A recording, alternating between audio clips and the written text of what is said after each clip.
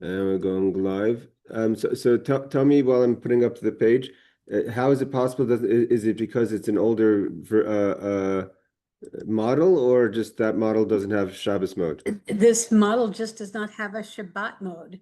And so I'm really bummed out because it's only like a year or so old. I mean, I just bought it recently.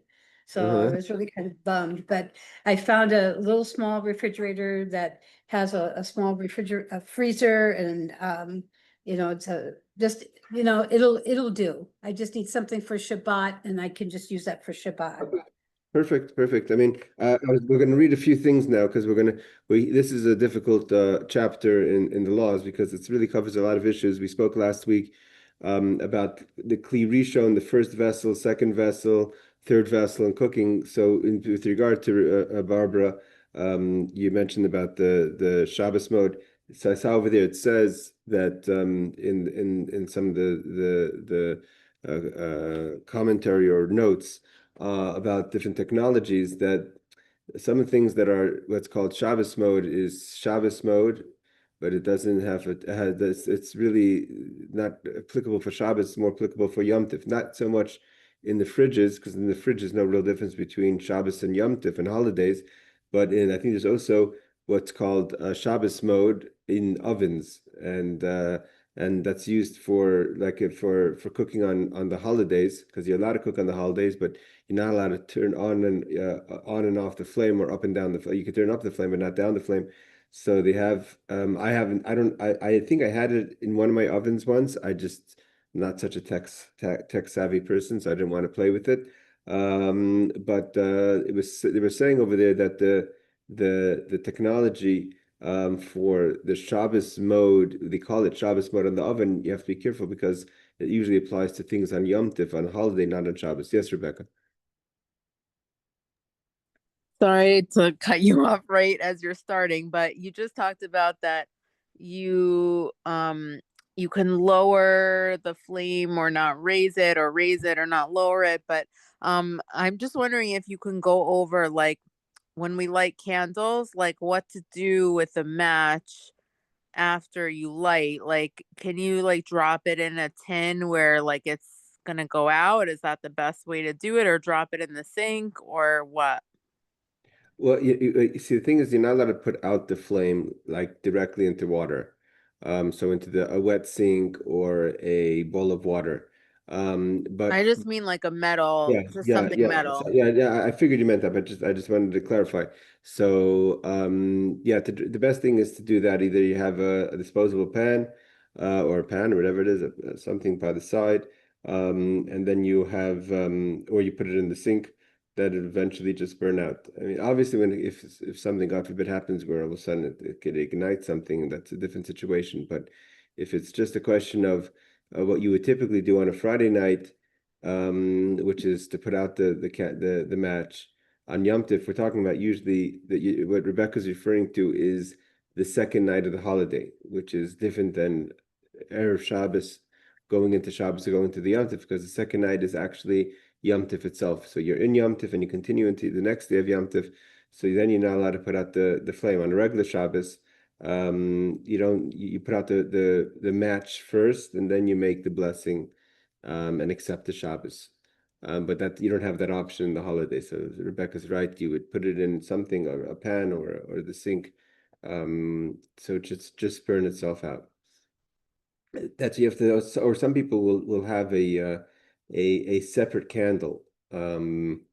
Like if you have those longer candles, not a tea light, that's not part of the candles that they're lighting, or they could also actually use one of the candles that they're lighting to just directly light from the outside licht, and then light the rest of the candles. So that's also an option if you need to have, if you don't want to do the whole, open match, that the match is just sitting there. Okay, thank So you. no problem. Absolutely. So last week we spoke about the laws of putting in dry foods like bread, and how you could pour gravies and liquids, and the issue of, again, we're learning the Kitzur Shulchan Aruch, which is the definition. Actually, the word Kitzur means the short version of the Code of Jewish Law. And the reason why the Kitzur was obviously put together was so someone could learn all the laws and try to get as much detail as possible without having to learn the whole thick volume. So it's the short volume. It's called Kitzur, which is almost, pretty much gives a person at least the basic knowledge in how to do Torah mitzvahs as a Jew. And obviously, there's a lot of parts of the Kitzur that has to be examined more in detail when it comes to certain laws that we're trying to understand. So we are doing the Kitzur, so it's a lot shorter, and there's a lot of issues that we come up today. But we're going to continue with the second part. So last week we spoke about the Kli Rishon, Kli Sheni, Kli Shlishi, about also putting in salts and spices into solids or liquids, etc. But let's continue further. He says like this: Aser litain pri oimayim al hataner la'achar shehusak. Okay, so here we go. This law number 4 is the complicated law of how do we deal with things that have been heated already. So we have the tanner, the oven's already put on, and now you want to place, it says here specifically, fruits or water. So it says you're not allowed to put fruits or water on top of the oven once it's been, or the stove, once it's already been lit. Why? Because the fruit is raw, and the water is not cooked. And we're going to learn there's a difference between liquids and solids. There's bishul achar bishul. The fundamental rule of Shabbos is that food can't be cooked again. The problem is when we deal with liquids or things that have not been cooked. So if you're dealing with, for instance, liquids, so we have the question is if there's such a thing of bishul achar bishul b'davar lach. Something lach means something that's wet, moist, something that's liquid. So if a liquid cools down, does it lose its status as something that's been cooked? And when you heat it up, you're recooking it, then it becomes a problem. Also, the reason why he's pointing out over here fruits is because fruits is a food, unlike, let's say, raw meat, where a person is not going to eat a piece of chicken that's not been cooked. That's obvious to everyone. But a person can eat, a person can eat and does eat all the time fruits that are either been are raw, we call raw fruits and vegetables, or cooked fruits and vegetables. There's different things that are eaten different ways. Some things can only be eaten cooked. Some things can be eaten either way.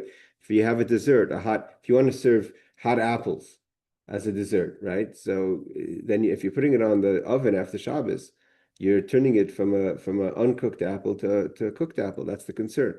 So he says, but you're not allowed to put it on the oven after the oven's been lit on Shabbos, if the oven's been lit before, even on Shabbos.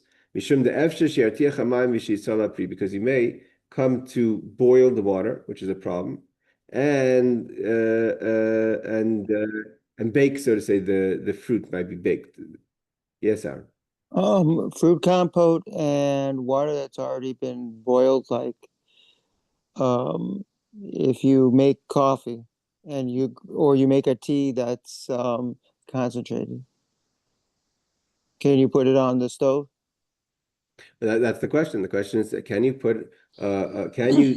take something that's been cooled off? It's different, obviously. There's a difference between if you took it off the stove and still hot, and you just pour a drop and you put it back on the stove. Some people have like a kettle on top of the main kettle. Like if you have the metal hot water kettles, they'll have the kettle of the concentrated tea on top of the hot kettle. So the top of the hot kettle is kind of the laws of it's like it has like the din of a blech of a covered heating space.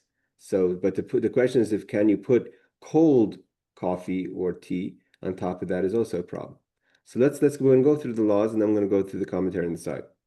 It doesn't, in this case, even if your intention was not to cook or bake the apples, the fruits, or to boil the water, but just to warm it up a bit. And then obviously the question goes into baby foods, formulas, etc. And we'll see there's leniency when it comes to children's foods. Efshar she's bashlu yitzalu, but if you're putting it on such a place of the oven that may boil or bake the fruit, boil the water, or bake the fruit. Asilacham shaminalad, heat it up there, even if your intention is just to warm it up, because it may happen. V'chein, and so too, he says, I pashtida, he says over here, he calls it a kugel, which the kugel, let's say a potato kugel, etc., which has already been baked.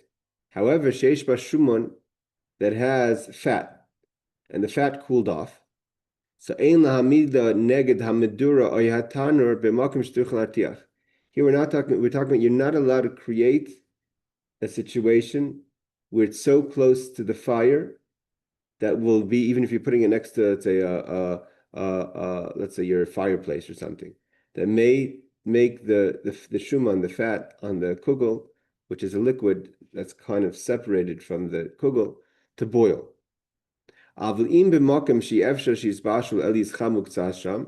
if it's next to a place that cannot be boiled or cooked, but it'll only warm it up, so then you're permitted to put it nearby. This even is in the case, which is, again, this is the big question of gel, right? If you take chicken out of the oven, out of the refrigerator on Shabbos day. So Friday night, if it was always warm and right after Shabbos and you put it on to leave it on the blech before Shabbos, that's different. But if you're talking about taking out chicken from the fridge that's in a pan and there's gel, so there's the shuman that's nikrash. Nikrash means it gelled, or the water is cold, so it's still not a problem. If it's in a place that cannot boil, just warm up. Hold on, Rebecca. I'm going to go through the commentaries, and then I'm going to bring up some of the points from Chabad.org. Avlatocha Taner, shehitzminu boy, asir lasis shum daver soinen she's chamim. The spell, the print over here is off. It's two words, soinen she's chamim. That if it's to put it back in an oven itself, not on top of a hot space, means actually in the oven, that's called hatmana. That's forbidden no matter what. Yes, Rebecca. So were you just saying that, like, okay, so Shabbos morning, you take a piece of chicken out of the fridge and there's like gel like on the bottom of it, sort of like congealed sauce or whatever. So you can put that with the you can put that on I use a hot mat, which is like similar to a blech. Not a blech, sorry, similar to like a plata kind of thing. So that's okay. Well, it says, let's just let's see all the laws. What he's saying over here so far is the definition he gives in is if it's impossible, depends what kind of hot plate you have. A regular metal hot plate, that's like the ones I have, let's say, or the ones they sell, like those are pretty hot. That if you leave something on the hot plate, it's going to boil. Things boil on it. It may not bring a cold soup to boil, but if it's left long enough, it could get very hot. For instance, if the cholent is put on hot, it will boil. Mine is not that hot, and also it has a warm setting, so it's set on warm, not on hot. That's also actually a problem. If there's settings, if there's any kind of switch on it, then it actually becomes problematic as well. If you actually have the ones that they sell, let's say, the basic ones they sell in Israel, it has no knobs. It's just you plug it in, and usually those things But the switch is covered. What? The switch is covered though. I know the switch is covered, but still, okay, switch is covered. That's one of the things of covering the knobs, so it makes it a little better. But it's a little bit more strict when there's an ability to turn it higher, and it could turn the gel into cooking. Well, let's bring down all the things. I think, for instance, once it came up, we spoke earlier a few weeks ago, about the folding blechs. I went into the store that sells them, and he claimed to me that I didn't buy it, but he told me that it's not that those things are not as hot as even the hot plates that I have. True. It doesn't get that hot. And it cannot, he says, it will not bring food to boil. It's like basically excuse me, like a warmer, like, your challah will be nice and warm, but that's about it. It will not bring food to boil. So I think that's what he's talking about over here, that if it's avil b'makom she'i efshar, the word, if you actually read into the words, e efshar means it's impossible. So having knobs doesn't fall under impossible, or having my kind of hot plate that's pretty hot doesn't fall under the impossible. It says if it's impossible, she's spatial, it's chamuktzas, only a little bit warm, so then you could put it on even if the shuman, even if, again, we're going to see there's a difference of putting totally dry cooked foods and gel-based foods, like a challah, which is dry. I guess you have to be careful if you're taking it out of the freezer, what have you. But if it's totally dry and doesn't have any ice in it or any waters in it, so that's different to heat up a challah than to heat up, or a very dry food than to heat up chicken that has gel. Because and we're going to see it's not. There's a difference between Ashkenazi and Sephardi in different opinions. Yes, Aaron. The ones from Israel imported into New York. So I have the same kind you have. There's no knobs. You plug it in, but can I use a timer to turn it on and off? That's good. That's an excellent question. You could use a timer. That you could use a timer for that. If you set the timer from before Shabbos, that's an Yes. excellent question. That is allowed in certain. I mean, dependent to put. You can't put foods on it like you can on a regular Shabbos. Like for instance, you can't put your chont on it and then turn on the fire, and then you're turning the liquid to boiling. That's not that. But if you're just going to use it for warming things that could be in the way that we'll see that you could warm things, that's different. But to have it, for instance, let's say Yom Tif, Shabbos, to have it on the timer on Shabbos. First, you can have it on the timer Shabbos, turn it off. That's for sure not a problem. Let's say you stop using your blech, your hot plate at 1 o'clock in the afternoon, and you don't feel the need to have it running electricity after 1 o'clock in the afternoon. You could have the timer to turn it off. But to have the timer to turn it on is problematic about having the food that's been cold put on it. It's different than if you have it on before Shabbos and the food's been sitting there before Shabbos. Where it's more common is on a holiday, let's say, where you want to use it for the holiday, where you're allowed to put food on a hot plate on the holiday, right? You're allowed to heat up food on Shabbos, but you don't have it running. Let's say you're eating out the first day, and you want to have it the second day, so you're not turning on the oven. You're having the preset time. That's different. It's like this, but to place it inside an oven, in this case, we're not talking about a hot plate. An oven means an enclosure. Shitminu bayitminu means it's being hidden in it. It's kind of being locked in. Nothing that's been cold could be warmed up there. So that's the difference between the laws of heating up something on a hot plate versus heating up something in an oven. Even if it can't be brought to a boil. Again, this is the question of placing. I don't know if it's so common anymore, but they used to have the warming drawers. Okay. Well, again, this is to place it in it on Shabbos, not talking about leaving it on Shabbos. He adds over here that obviously that if we're talking about something that's related to someone who's ill, he uses the word k'tzas cholam, which means someone who's a little bit sick, not obviously severely sick. So then make sure to then ask your local rabbi. Now he says like this: Uktsas lo yagin. There are those who have the custom. He calls them ktsas. A few that have the custom. Lahachs b'Shabbos machol metoich taner shitminu by. That some people do put back foods that were in there in the oven before to put it back in the oven. Kivin shemedai cham, because it never cooled down. The food has been hot. Let's say you took out soup or cholent, and it's still boiling and very hot, and you put it back in. But if it was to cool down totally, asurim, then it's totally forbidden to put it back in the oven. Ubal nefesh, someone who is spiritually sensitive, yesh lo lahachmir b'chol inyan, should be very careful and diligent in these laws. Let's do the footnotes. And usually, I wanted to save when Barbara inspired this class. Thank you again, Barbara. And Barbara today specifically was sponsoring and. Lila Nishma Sylvia Harrison, the sister of Jake and Harry, may her neshama have an elevation and be zoche to Kifuris Yisrael. Amen. So Barbara wanted to start learning the laws of Shmir Shabbos Kehilchatah, which she bought in English. We're not there yet, and there we'll deal with a lot more of these laws in detail. but still, we're learning the Kitzur. I would like to bring up some extra laws. So we just have the basics to know how we go about our Shabbos. So first we'll bring up the footnotes over here. He says it's forbidden to put fruit and hot water on a stove because the water might boil and the fruit might bake. So he brings down, in other words, you might forget to remove them before they are cooked or roasted. It means even if your intentions, like he continues, is not to boil them or to cook them, but just to warm them up, the concern is you may forget them, and then you'd be liable to have violated the laws of Shabbos by causing cooking, boiling, and baking. Number 23, he says, if it's in a place that they will, so he says, even if your intention is only to warm them up a little bit, nevertheless, if it's in, if on this place it's possible that they will boil and bake, it's forbidden to warm them there.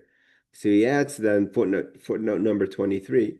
If you did it already and you removed it before it attained the heat of Yatsi Ledis, you may probably use it, says the Tehillah Dov. It means the question is, if by mistake you put it on a place that could bring to boil, and you took it off before it boiled, before it reached the level of Yatsi Ledis. I think we said last week, it was there was difference of opinion between Rav Moshe Feinstein, 41 and 43 degrees. So that's the degrees of Yatsi Ledis. Yatsi Ledis means it's so hot that your hand will jump back from touching it, from being too hot. So if by mistake you put it there, then you could eat. The question is, can you eat it? You can't. If you cook food by mistake on Shabbos, you can't eat it. But here you didn't cook it. You just warmed it up, but you didn't listen to the rabbis who said not to put it on that space because it can boil and you may forget it there. So in this case, because there's actually no violation done aside from not heeding the word of the rabbis, and you did it by mistake, or you already did it, so then you could eat the food. Okay, footnote number 24 is, in a place that it cannot be cooked, but only warmed somewhat, like we talked about. Again, warmed somewhat is up to the level of the Yatzeledis boy. There are certain heaters that will not bring something past warm, and there are heaters that are kind of hot. So let's see what he says. So then you're permitted to place it there. We're talking about the liquids and the fruits. According to the Magen Avram 259:12, even to place it on an oven in a place where it cannot reach Yatzeledes, nevertheless requires a separation like a blech between the pot and the oven. So here again, we say oven, I mean more the stovetop. So over here, we're talking about if there could be a situation, the old, right? What did we do until 1990s, whenever it is, the hot plate came out, right? The regular God-fearing Jew had a blech. The blech was the metal covering that separated the heat. So let's say you have a kind of oven, a stove top, right? So today's the stove. You have to remember there's a few different. Let's just break it down to the way things are now, maybe the way things were. It could possibly be that in other times the stove top and the oven were kind of a single piece. Let's say you have like a fire under a single kind of a single fire. That's to be the oven, the stovetop. Today we have different burners, so the burners are very separated. So if you have hypothetically a burner on in the right side of your, let's see, a four burner where then it also depends. Today we have the glass ones that are kind of where the whole stove top could get hot. But if we're talking about like in the gas ones, where it doesn't heat up the other side that has no connection to it, like doesn't shear grates or something. If you shear grates, it also gets heated up by the oven itself. So the Magen Avram basically says that if it's a place that it cannot reach Yatzei Ledisman, it's on the side of the oven, and that side of the oven is just never gets too hot, even though the oven itself or the stove itself is on. So first of all, you have to still place a blech, the separation, but then it's different because it cannot reach, even though if it was moved on the oven itself towards the fire, it would reach boiling. But if it's not now on a place that could reach boiling, it's different. But it has to still have the separation of the blech between the pot and the oven. On Erev, and now he continues, on Erev Shabbos, you may place it in such a pot, in such a spot without a separation. The Magen Avram may be referring only to food not thoroughly cooked. Okay, this is the question of placing not food on Shabbos.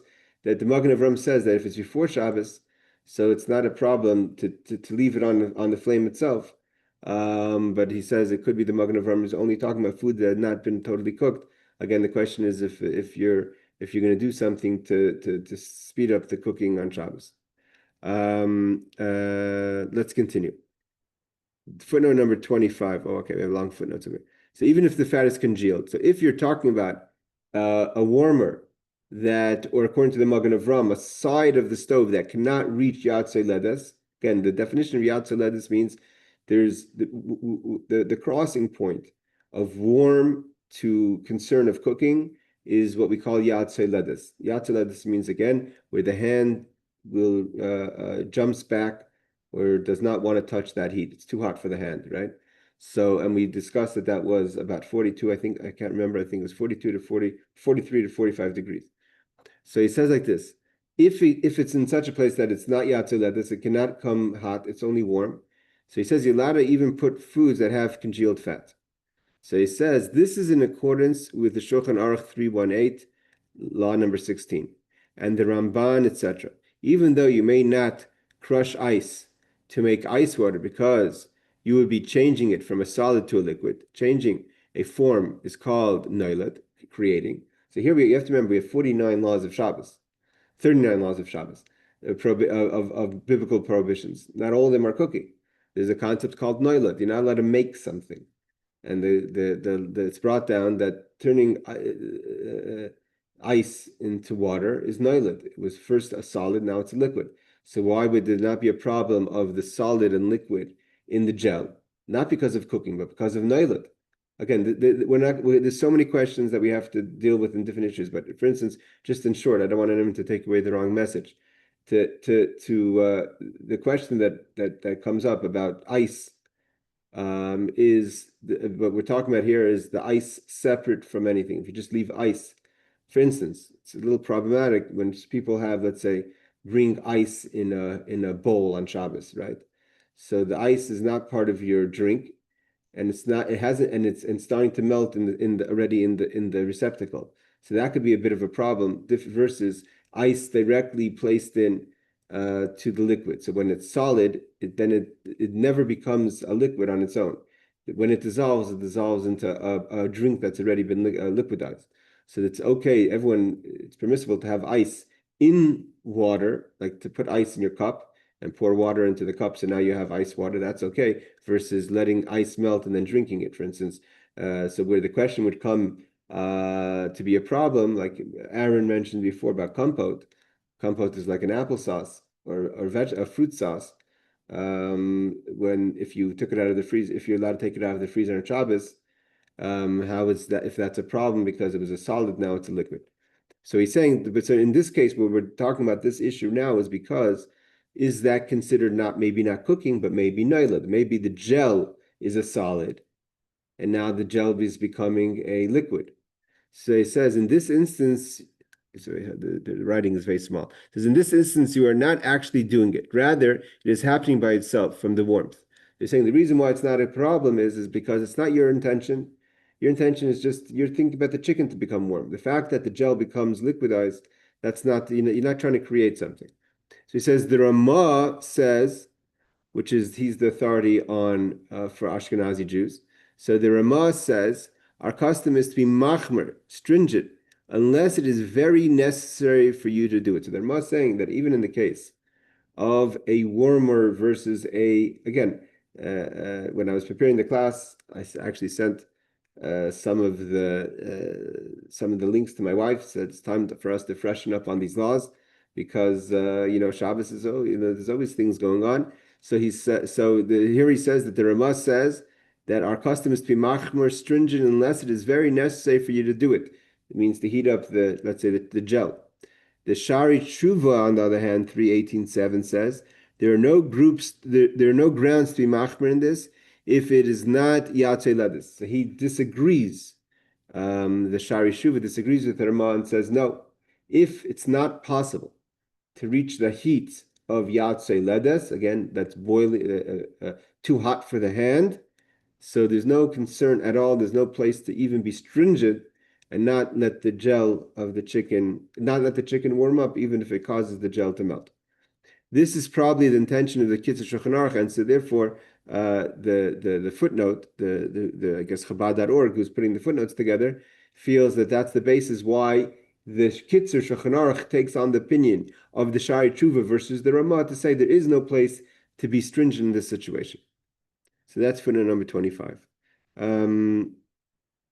Okay, I'm going to stop here on the Kitzur. I just want to bring up some. Okay, Kli Rishon we were going to do again, but we'll have to do that at another time. Hold on a second. I just want to bring up the how to make coffee. We'll get to in a second. Okay, what do you need to know about warming up food on Shabbos like that? This is not part of the Kitzur Shulchan Aruch, but I think it's very important that we go through some of the laws here of reheating foods on Shabbos. It says like this: there's a key principle in Jewish law called Ein Bishul Acher Bishul. So he's explaining us the foundation of initially why it is at all permitted for us to heat food. So cooked food means something that's been bishul, that was mavushal, was cooked already. So ein bishul acher bishul. You cannot cook things twice. There's no cooking after cooking. In other words, once food is fully cooked, reheating it is not considered cooking. That's the foundation of the beginning foundation of why there's no concern here. But there's a catch. This rule only applies to dry foods that undergo a fundamental change through cooking. Again, that the cooking A is dry and B, it changes from being raw to cooked. When it's solid, for instance, a cake, right?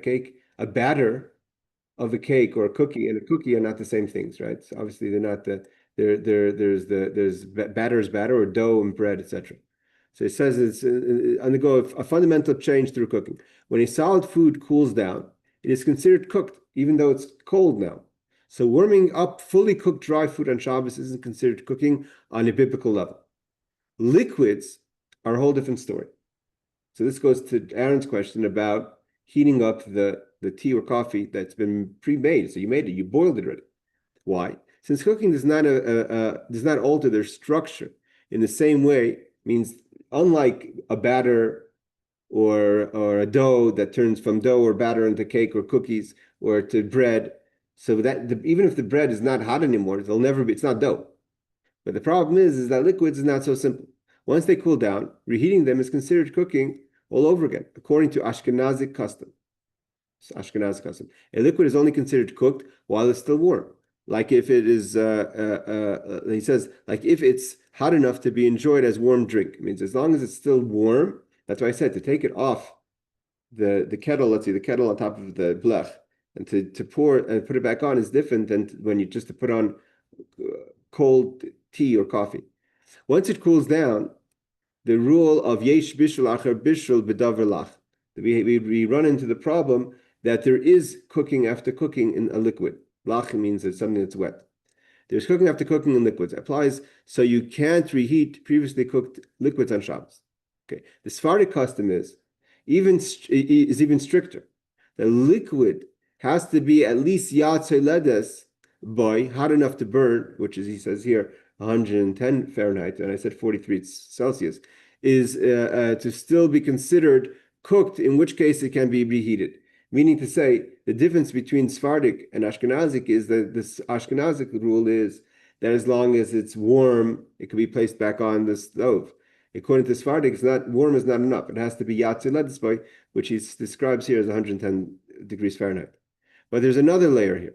Although reheating food is biblically permissible, the sages instituted that cooked food can't be placed directly on a stove or in an oven on Shabbos because two reasons. A, it may look as if like you're cooking raw food on Shabbos. So there's the idea of the perception, even though it's not true. Number two is you might be tempted to adjust the flame. This is the Rebecca situation, which is prohibited. The question is if you have the knob, which could turn on and off or higher and lower the heat on the hot plate. Because of these concerns, you can only reheat foods on Shabbos if you follow the specific guidelines. Let's dive in. Okay.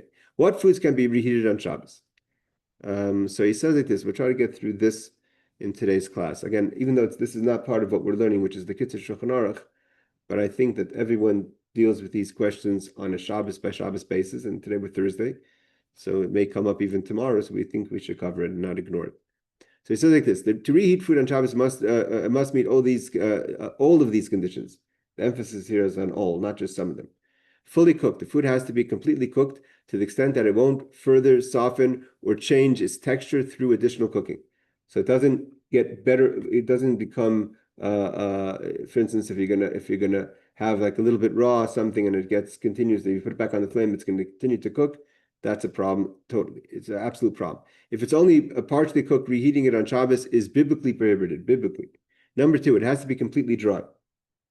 The food needs to be dry with no moisture on the surface. This becomes very complicated. What do you mean no moisture? That means he describes what's the definition. How do you know if it has no moisture? Is if you touch a solid food, then touch your finger to another finger, that finger can't be wet. So if you were to touch the food and then touch your other finger, and the other finger becomes moist because of that transfer of liquids from your first finger to the second finger, that's no longer considered a totally dry food. Again, this brings the question of putting, let's say, frozen challah on, in the case, it depends how it is, but frozen challah, for instance, on a stove on Shabbos. If the food surface is more moist than this, or certainly if it contains actual liquid, you cannot heat the food on Shabbos, even if it's fully cooked before Shabbos. What about liquids? As mentioned, cold liquids can't be reheated on Shabbos according to Ashkenazi custom, but if the liquids are still warm, in other words, still suitable to be drunk as a warm drink, it can be reheated following contain guidelines, which we'll discuss below. Again, Ashkenazic is more lenient than the Sephardic rules. Sephardic, it has to be not just a warm drink, but it has to be atzalah, it has to be hot tea. Okay, now we're going to go through the questions of congealed solids. Things like cold chicken fat that congeals around the piece of chicken is a tricky issue. Why? He says, according to many authorities, including the definitive ruling of the Reb Shneur Zalman of Ladi, which means the Chabad ruling of the Alter Rebbe, if something melts when heated, it is treated like a liquid, so reheating it will be considered cooking. So here we see the Alter Rebbe says that to put chicken that's congealed is a problem if it turns into liquid. Some authorities, however, are of the opinion that the congealed solids actually has the status of dry food. Nevertheless, they say you should be strict and consider it liquid if you warm up the food in a pot or pan that was on the fire, kli rishon, or pour from a kli rishon onto the food, irui kli rishon. So you have to be concerned if you're going to pour it into a pot. If let's say you put something that's a solid or a gel into a pot, it's a problem if you're going to pour it into the first kli rishon. Is again, soup on the pot is considered the kli rishon. Even if you take it off if it's still boiling, that's the kli rishon. If you pour it from the first pot to the second pot, that's called irui kli rishon, pouring from a kli rishon, from a first pot. Note that even according to some lenient opinions, dissolving butter or margarine would be problematic as it's considered liquid. So the liquid is a problem with to melt butter or margarine is also an issue over here. But now we say like this: if food such as noodles, kugel, has only little congealed fat, such that when melted, it remains absorbed within the food and doesn't ooze out, or only oozes out once it's warmed up, you can reheat the food even according to the stricter opinions. Okay, so we're going through very fine things. The question is about reheating food, not about, which are literally just talking about reheating food. So he says here, the Alter Rebbe says you have to be concerned. To reheat food, the Alter Rebbe says that if it's a liquid, if the gel on the chicken is a problem, to put the chicken and make the chicken warm on Shabbos if the gel is going to melt. So he goes, how to reheat the food on Shabbos? It's like this: even if you determine that your food can be reheated based on the above guidelines, you can't just stick it on the stove or in the oven. Instead, you need to use something use some unconventional methods. Pot on top of pot, which is called kedera al gabi kedera. This idea of having what's called like a heat diffuser, like a empty pot that's already on, or a full pot that's already on the blech, and you're just putting on top of the pot, even though the pot itself is very hot and will warm up the food. So that's okay. You can place your food on top, not inside another pot. According to Ashkenazi custom, If the bottom pot is directly over a flame, it must contain food. It can't be an empty pot, because then it's literally like an oven, or it's like a blech. The Sephardic custom is more lenient to allowing food to be placed on top of an empty pot that's on the flame. If there's a blech, like a hot plate, right, a flat metal sheet covering the fire, you can place food on top of an empty pot according to Ashkenazi custom as well. So we're talking about only a case where there's a pot on top of the fire, but if it's a pot on top of the blech, then even Ashkenazi law says he doesn't have to have food inside. Another opinion is to place on a upside down pot or on a blech or electric plate, then place your food on top of it in such a case, but you can't place an upside down pot over an open flame and warm the food on it. So again, you could create like a heat diffuser if you have a metal pot. Now he says near but not on the flame.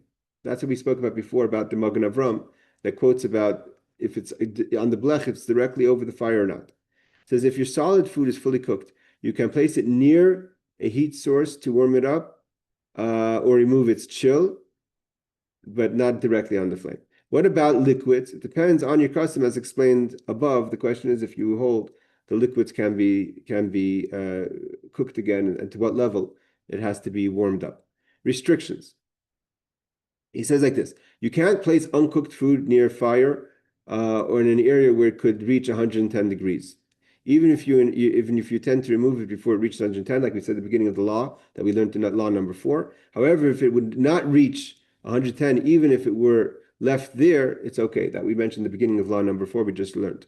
If there's a great need, in other words, heating milk for a baby, like I said before, formula, right? So if you want to give an infant a warm bottle, because you can place cold liquid that requires no more cooking in an area where they could reach Yatzeladis, even if it's a place that can reach 110 degrees, as long as you ensure you remove it before it actually reaches that temperature. Again, here we're talking about food for baby, and also any regular mother would make sure not to reach that level, or father not to reach that level, because it'd be dangerous to the child. So there's obviously a stronger level of concentration there. Otherwise, or if there's no great need, you can't place liquids in that area if it reaches 110 degrees.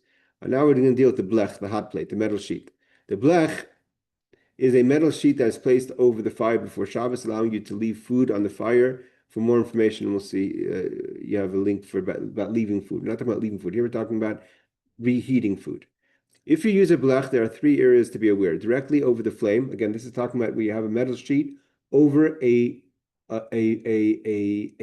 stove that either fire or electric that's on. So you can't place cold food over or on Shabbos, directly over the flame. That's even if it's a blech. So you have the metal sheet on top of the stove. You can't just put it on top of the stove where the fire is. Near the flame, hot enough to reach out to Salah, this is also forbidden. If it's too close, this is based on the Magen Avram we learned before, it's also forbidden. Further away from the flame, on a very large blech where it can't reach out to Yatzilad, then it's permitted. So to reheat food, even solids, has to reach a level that it's not going to reach Yatzilad. Rearranging pots. That's the big question about moving pots around. If a number of pots were placed on a blech before Shabbos, you can only move a pot within the area that can reach Yatzilad by, in other words, the first and second areas. You can't move a pot from the edge of the blech, the third area, to a part of the blech that can reach Yatzilad. Here he's giving us a strict ruling that if, let's say, you have a large metal sheet over the stove, and before Shabbos you leave things at the end that's just like lukewarm, so you can't just think, well, it's already on the blech, I'll push it all the way to the front where it's going to be hot. You can't do if before Shabbos it was left in area number 3. It has to be left within area number 1 and 2, which is already definition of Yatzilad by 110 degrees. Then to move it around within that space is different. And it goes without saying that you cannot move a pot from a hotter area. It goes without saying that you can move a pot from a hot area to a cool area. That's not a problem, to cool food down. Okay, adding food in a pot taken off the fire. He says you can put fully cooked and dry food in a pot that's been removed from the flame. This would include adding noodles into the soup once you take the pot off the flame. But if the food was baked, it can only be reheated in a dry pot that was taken off the flame. Okay, if it's different if it's baked or cooked. Now he's like this, electric hot pot and warming drawer. We spoke about that. I think we're trying to get to the end of the law before we finish. Okay, so he says like this, the electric hot pot and warming drawer. You can place food, he says, on an electric hot plate and warming drawer that was on from before Shabbos as long as it has only one temperature setting. In other words, there's no way to adjust the heat, i.e., Rebecca, your question before. Now, I don't know what you have on there to protect that. But here he's saying no other way, which is like Aaron was pointing out, the hot plates that come from Eretz Yisrael do not have, you cannot adjust the heat. It's a one flame. The fact that it's non-adjustable shows it's meant for warming, not cooking. Common questions. Can I put food into an oven that is set on Shabbos mode? Okay, that you're going to put it, the oven now is cold. You're going to put it in and set to go on at 2 o'clock or so. No, food cooked or non-cooked may no food cooked or non-cooked may be placed in the oven on Shabbos to reheat or cook even on Shabbos mode, regardless of what this is the point I said in the beginning. Regardless of what the manufacturers call it, Shabbos mode only helps with certain Yom Tov holiday situations. It does not make an oven okay for the use of Shabbos. So you have to be careful. Just because Whirlpool or whoever the company is calls it Shabbos mode, they're just using the general term. But it's like Glat Kosher, when you go to, used to have a restaurant here in Yerushalayim that was called, a pizza shop, Glat Kosher Pizza. So we've come used to using the term Glat as strict kosher, but Glat really means is applicable only to meats. It's talking about with the lungs chalak, with the lungs cleaned in such a way or healthy in such a way. That's a difference between non-glat and glat meat that has nothing to do with pizza. You would say mahadrin is be more the proper term. So also over here, just because the manufacturer calls it Shabbos mode doesn't make it permissible for Shabbos. Okay, to use on Shabbos. The name is actually misleading. He says, how do I warm baby milk bottle on Shabbos? He said before, the best way to do it is to pour hot water from an urn into the milk bottle or fill the bowl with hot water from the urn and then place the milk bottle in the bowl. Just make sure that the bottle isn't fully submerged to avoid the prohibition of hatmana. So you can't have it that it's totally immersed. And we learned this, I think, in the beginning, the difference between total immersion, if it's totally inside or if it's just partially. Fully insulated food to retain heat is a stricter prohibition. Those are the laws of hatmana, of insulating the food. Can I add noodles or soup nuts into soup? Right? Everyone has that question. Now again, they call noodles dry. We define dry as putting your finger on it and putting the other finger. I mean, everyone knows that. I mean, absolutely dry noodles, and also a lot of people like to have the noodles a little bit moist, so it shouldn't be sticky. So he says over here, can I add noodles or soup nuts into the soup? Noodles that have fully been cooked and are now dry. I'm not sure if that means dry, or based on what we said before. May be added to soup once it has been removed from the flame. You have to take the soup off the flame. Baked or fried soup nuts may be added in if the soup has been ladled from the pot into a bowl. So there's a difference about placing. If a person, let's say, for whatever reason, wants to place the soup nuts, or you have a pot of soup and you take the pot off the fire, off the blech. And now, so he says, in theory, you could put the noodles right into the bowl, into the pot. He's saying, but if you have that's cooked, but if you have baked or fried soup nuts, so then you have to first ladle it and put it into a bowl, so it's no longer in a kli rishon. By then, it's already in a kli shlishi. It's already been in a ladle, and it's already been now it's in a bowl, so it's not in a kli rishon. And then you could put the baked or fried soup nuts in. He says this. We know that one may recook or bake an item under certain circumstances, but may one cook an item that has been baked or roasted, or bake or roasted an item that has been cooked. For instance, may one add pre-roasted meat to a hot cholent? Okay, so if you're changing the way it was made, if you made meat roasted, now you want to add it to a cholent pot. According to some, that would be permitted once the food has been transformed by heat, whether by cooking, baking, or roasting. Further changes are of no consequence. The fact that it went from broil now into pot doesn't make a difference. However, many others maintain that this would be considered a forbidden act of cooking. For this reason, it's prohibited to place baked bread into a pot of hot food, even if it has been removed from the fire. This we talked about last week about putting the bread and the matzah into the gravy. So who do you follow? He says Ashkenazi custom generally stringent, and some Sephardic authorities are lenient. However, many Sephardic authorities are of the opinion that at least in the first instance one should be preferably avoided. That said, even those who are stringent agree that if it has been done, in other words, soup nuts have been poured into the soup pot, it may be still eaten if it's already been done. That's called b'di'evet. It's already done. As a practical application, just let's finish off this thing and then we'll open up the questions. Dipping cookies into tea or coffee, right? Can I dip my chocolate chip cookie or my biscuit into my boiling hot coffee on Shabbos? Is only permitted if the water has been poured into one cup and then into another. In other words, a kli shlishi. So you have the urn, the first cup, and the third cup. The third cup is the second cup, but it's called a kli shlishi. Then rendering unable to cook that cookie. But if you have direct hot water from the urn, do not put your cookies or other baked goods inside. Dipping bread into your bowl of soup. So he says, but not this. The serving pot may be permitted. See footnote number 30. All right, we're going to stop here as far as this goes. And next week we'll start with law number 5 about the laws of Hatmana. Any questions before we wrap up? Yes, Rebecca. So can you take food directly from the fridge and like heat it up, or does it have to get to room temperature before you can put it on the heat source? That's a good question. That's an excellent question. The question is about it seems like from what he says about the Alter Rebbe, that the Alter Rebbe's opinion of the gel of the chicken. So even let's say you were to take it out of the fridge with enough time for the gel to kind of no longer be room temperature, so no longer be a liquid. Sorry, a solid, a gel.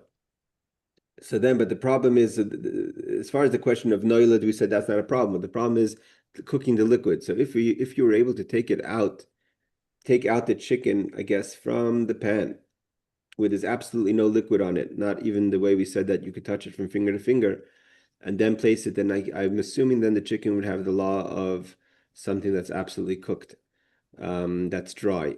But if to take it in room temperature and leave it in its gel, or now it's liquid, it's gravy. So gravy is a liquid, and then the Alter Rebbe says even to put a liquid on a fire is a problem.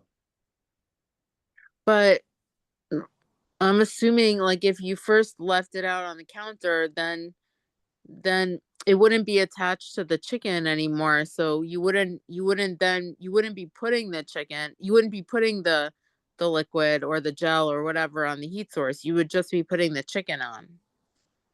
Yeah, but the question is if you're going to put the liquid. Most people are going to, if you have a pan of chicken and the chicken has gel in it, and now the gel is going from gel to gravy, right, from the room temperature. So the question is now you want to warm it up, so it should become to just warm, not yatzla this way. But you're putting the gravy, then it's like putting the liquid on. Okay, but let's say it's like roasted potatoes. Let's say something that's like really soft. Okay, so that's the question of kugel, right? We brought down the kugel. So some depends. He brought down that it depends how the liquid is connected to the dry foods. If it's kind of if he said before, I think he said in the laws that we brought down, he mentioned the idea of food oozing out, right? So he said there was a difference between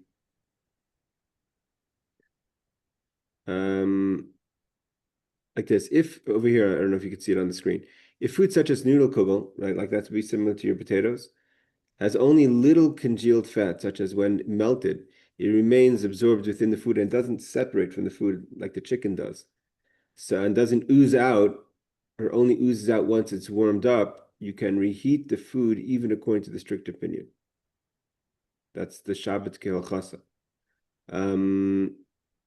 When he brings down over here the Alter Rebbe, things that are cold like chicken fat congealed around the piece of chicken, tricky. According to many authorities, including the Alter Rebbe, the Reb Shlomo Zamdi, if something melts when heated, it's treated like a liquid, so reheating it will be considered cooking. So obviously, if you bring the jelly to a liquid, it's already a liquid.